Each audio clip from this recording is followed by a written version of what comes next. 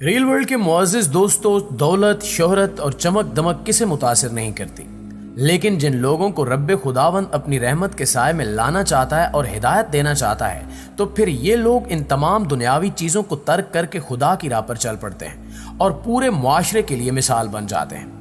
ایسا ہی ایک معجزہ برطانیہ میں پیش آیا جس میں ایک پارٹی گرل گرامر لائف کو چھوڑ کر دین اسلام کی جانب مائل ہوئی اور اسلامی تعلیمات سے متاثر ہو کر مسلمان ہوئی، حجاب لیا اور اب باعزت مسلم خاتون بن گئے ہیں۔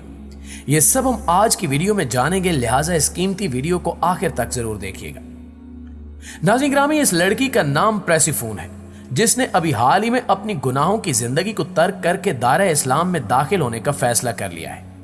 گناہ کی زندگی کو چھوڑ کر اسلامی زندگی اپنانے پر نو مسلم خاتون نے بتایا کہ مجھے اسلام کے قریب لانے میں میرے ساتھ کال سینٹر میں کام کرنے والی مسلمان خاتون حلیمہ کا بہت بڑا ہاتھ ہے، جس نے میری زندگی کو بدل کر رکھ دیا، لیکن اگر میں مسلمان نہ ہوتی تو کب کا اپنی زندگی کا خاتمہ کر چکی ہوتی۔ انہوں نے بتایا کہ میں نے ساری زندگی کلبز اور بارز میں ڈانس کر کے گزاری۔ اس دوران میں نے لوگوں کے بدتوین رویے سے بے شمار تکلیفیں اٹھائیں، ذلت اور تشدد کا نشانہ بنی اور میری زندگی کی ہر رات رقص و سرور کی محفلوں میں گزرتی تھی، جس نے میری زندگی کو بدترین بنا دیا تھا۔ اس چکا چوند کی زندگی سے تنگ آ کر ایک دن نو مسلم خاتون نے بار کو چھوڑ کر ایک کال سینٹر میں باعزت نوکری شروع کر دی۔ یہاں سے اللہ رب العزت نے ان کی زندگی کو درست معنوں سے روشناس کروایا اور ان کی دوستی مسلمان خاتون حلیمہ سے ہو گئی، جس کے بعد سے ان کی زندگی میں تبدیلی آنا شروع ہوئی۔ انہوں نے ایک دن حلیمہ کے ساتھ روزہ رکھا جس سے ان کو روحانی احساس ہوا اور پھر وہ دین اسلام کی جانب کھنچتی چلی گئی اور بالآخر پھر وہ دن آ گیا جب وہ الحمدللہ مسلمان ہو گئی۔ اب وہ ایک پارٹی گرل کی بجائے حجاب لینے والی باعزت خاتون ہے۔ دوستو، اسی طرح کلیئر برکل نامی برطانوی خاتون بھی ایک ایسی زندہ مثال ہے جس نے فحاشی کی زندگی کو ترک کر کے اسلام قبول کیا۔ کلیئر کو ہزاروں لوگ ایک رقاصہ کے طور پر جانتے تھے اور اس کے شب و روز نوٹنگم شہر کے کلبوں میں گزرتے تھے۔ اس کی ہر رات نئے مرد کے ساتھ گزرتی تھی اور ہر دن سگریٹ کے دھوئیں اور شراب کے نشے میں گزرتا تھا۔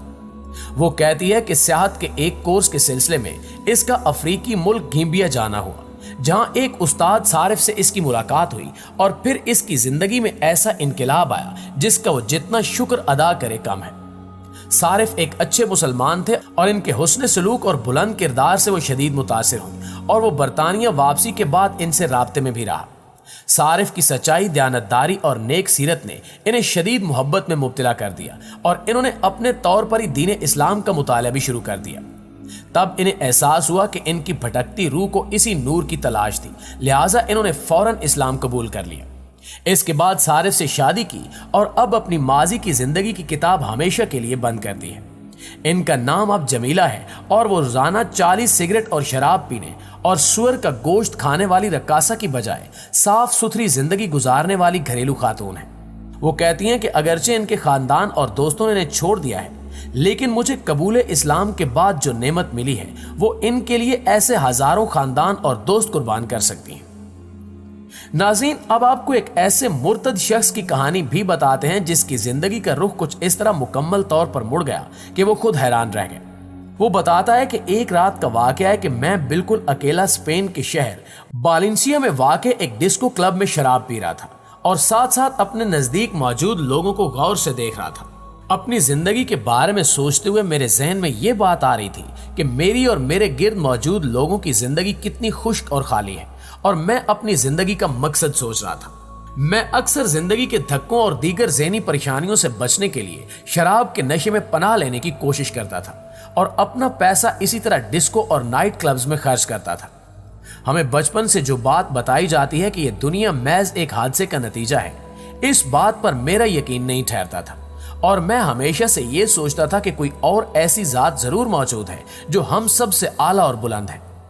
میں نے محسوس کیا کہ مجھے کسی اور ایسے راستے کی تلاش کرنی چاہیے جو کہ اس دنیا کے خالق و مالک کا راستہ ہے، جس نے ساری کائنات میں موجود اشیاء کو بالترتیب بنایا ہے اور جس کے حکم سے انسانیت کا وجود ہے اور ہمارے اندر عقل و دماغ موجود ہے۔ وہ بتاتا ہے کہ جو مذہب میرے والدین نے مجھے سکھایا تھا وہ میرے روحانی سوالات کا جواب نہیں دیتا تھا اور میں کسی ایسی چیز کو بنیاد نہیں بنا سکتا تھا جو تضاد سے بھرپور ہو۔ میں کسی ایسی چیز کو بنیاد نہیں بنا سکتا تھا جس کو انسانوں نے بنایا ہو اور اس میں غلطیوں کا امکان بھی موجود ہو۔ خدا کے سامنے عبادت کرنے کے ساتھ ساتھ ہاتھ سے بنی ہوئی تصاویر کی عبادت کرنے والی بات بھی میرے عقل سے بالا تر تھی۔ میرے اندر موجود روحانی خلا کو فل کرنے کے لیے جن چیزوں کا میں استعمال کرتا تھا ان سے مجھے کوئی فائدہ نہیں ہوتا تھا، بلکہ وہ مجھے مزید خالی اور کھوکھلا کرتی جاتی تھی اور میرے اندر اعتماد کی کمی میں بھی اضافہ ہوتا چلا جاتا، اور ان سب باتوں کا نتیجہ یہ نکلتا کہ میں مزید پریشان اور دکھی ہوتا چلا گیا۔ اس نے بتایا کہ اپنی نوجوانی کے دوران میرا عربی دوستوں سے بہت واسطہ رہا اور وہ سب میرے بہت اچھے دوست تھے، لیکن میں نے کبھی ان سے دین اسلام کے بارے میں معلومات نہیں لی اور نہ ہی یہ بات میرے ذہن میں آئی۔ میں نے بدھ مت اور ہندو مت سمیت دنیا کے دیگر مذاہب کے بارے میں بہت تحقیق کی، لیکن اسلام کے بارے میں تحقیق کرنے کا کبھی بھی نہیں سوچا اور نہ ہی یہ چیز میرے ذہن میں آئی، کیونکہ اسلام کے بارے میں میرے اندر کچھ ایسے خیالات موجود تھے جن کی وجہ سے اسلام کے بارے میں سوچنے کا دور دور تک خیال ہی نہیں آیا۔ لیکن ایک دن مجھے ایک مراکشی بھائی ملا تو میرے اندر تجسس پیدا ہوا، کیونکہ اس کا چال چلن اور اس کا زندگی کے مسائل کو حل کرنے کا ایک مخصوص طریقہ تھا۔ چنانچہ میں نے اس سے ایسے سوالات کرنا شروع کر دیے جو عام طور پر ایک جاہل کافر کرتا ہے۔ سوالات کا جواب دیتے وقت میری طرف سے اس کو سخت مزاحمت کا سامنا کرنا پڑا، کیونکہ مجھ جیسے ضدی اور بے عقیدہ انسان کو منانا آسان کام نہیں تھا۔ میرے اس رویے کے سامنے اس نے ہمیشہ سکون اور سنجیدگی کا مظاہرہ کیا۔ میں نے تہیہ کر رکھا تھا کہ وہ مجھ سے نہ جیت سکے۔ میں ہمیشہ یہ سمجھتا تھا کہ میری بات صحیح ہے اور میں اگلا سوال کرنے سے پہلے تھوڑا وقفہ چھوڑ دیتا تھا۔ اصل میں میری مزاحمت سچ کے سامنے جھوٹ کے علاوہ کچھ نہیں تھی، کیونکہ ہم سب جانتے ہیں کہ سچ کو پہچاننا اور ماننا کافی مشکل ہے اور اسلام کو صحیح طریقے سے سمجھانا بھی کوئی آسان کام نہیں تھا۔ آہستہ آہستہ میری دلچسپی میں اضافہ ہوتا چلا گیا، لیکن ہمیشہ میں نے اپنی مزاحمت کو برقرار رکھا۔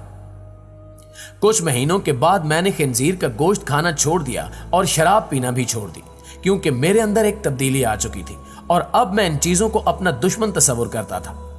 میں نے یہ دیکھا کہ اسلام زندگی میں پیش آنے والے ہر قسم کے سوالات کا جواب دیتا ہے، یہاں تک کہ اسلام ہماری سمجھ میں نہ آنے والے تمام سوالات کا جواب بھی دیتا ہے۔ اسلام میں جانوروں اور نباتات کے حقوق کے بارے میں بھی قانون موجود ہیں۔ اسلام سائنس کا ساتھ دیتا ہے، جبکہ عیسائیت اس کے خلاف ہے۔ قرآن میں موجود پانی سے زندگی کے وجود میں آنے والی بات نے مجھے بہت حیران کیا۔ اس کائنات کی تخلیق کے بارے میں قرآن میں موجود معلومات جن کو سائنسدانوں نے ابھی دریافت کیا ہے اور ان کا نام بگ بینگ تھیوری رکھا ہے، اس نے بھی مجھے بہت حیران کیا۔ ماں کے پیٹ کے اندر بچے کی پیدائش کے بارے میں جو معلومات قرآن کے اندر موجود ہیں، انہوں نے بھی مجھے کافی حیران کیا۔ قرآن میں بچے کی پیدائش کا ہر مرحلہ اور اس کے دنوں کا حساب بھی موجود ہے، جن کی موجودہ سائنس نے تحقیق اور توثیق کی ہے۔ قرآن مجید کی ان آیات کو پڑھ کر میں بہت متاثر ہوا، لہٰذا یہ سب دیکھ کر میں نے فیصلہ کیا کہ اسلام ہی سچا دین ہے۔ اس لیے میں نے اپنے مراکشی دوست سے مل کر اسلام قبول کر لیا، جس کے بعد اب میں اپنی زندگی میں مکمل سکون محسوس کر رہا ہوں۔